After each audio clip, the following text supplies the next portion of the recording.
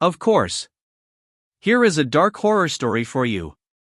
The thing in Ilara's basement didn't have a name, so she called it Mr. Whisper. It lived in the perpetual, damp gloom behind the furnace, a space too small for anything human, a pocket of absolute shadow that seemed to swallow the light from the single bare bulb overhead. It had come with the house. A forgotten belonging of the previous owner, left behind like a stain on the floorboards. Mr. Whisper didn't speak, not with words. It communicated in sensations. A cold draft on the back of the neck when it was pleased. A sudden, crushing pressure in the chest, like being buried alive, when it was hungry. Its hunger was not for food. It fed on regret. Ilara had plenty to offer. A lifetime of poor choices, sharp words, and missed opportunities festered inside her, a banquet for the thing behind the furnace. Their arrangement was simple, a dreadful symbiosis. She would sit on the bottom step of the basement stairs, and she would think. She would pour every ounce of her shame and self-loathing into the dank air, the affair that destroyed her marriage, the cruel lie that cost her a friend, the silence when her father asked for help on the phone the night he died. As she fed it, the pressure in her chest would lessen.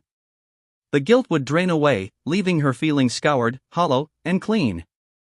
It was the most profound relief she had ever known. In return, Mr. Whisper would gift her things. A lost earring would reappear on her nightstand. A forgotten, cherished childhood photograph would materialize in a drawer. Once, a small, smooth river stone, identical to the one her brother had given her before he drowned, was waiting for her on the kitchen counter. It was a perverse kindness, a reward for her pain. But like any addiction, the dose had to increase. The small regrets were no longer enough. Mr. Whisper's hunger grew, and its demands became more specific.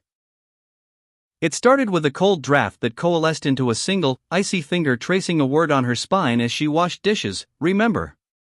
It wanted the big one. The memory she had locked away in the deepest vault of her mind. The source of all her other regrets. She refused. For a week, she stayed out of the basement. The consequences were immediate. The house turned against her. The silence became a physical thing, thick and heavy, pressing on her eardrums until they ached. Shadows would lengthen and warpen the corner of her vision, twisting into the shape of a small, hunched figure. She'd wake up gasping, a crushing weight on her chest, the smell of damp earth and rust filling her nostrils. It was starving, and it would make her starve with it. The guilt she had purged came flooding back, amplified, a screaming chorus of every failure. It was unbearable. Trembling, she descended the stairs. The bulb flickered, casting frantic, jumping shadows.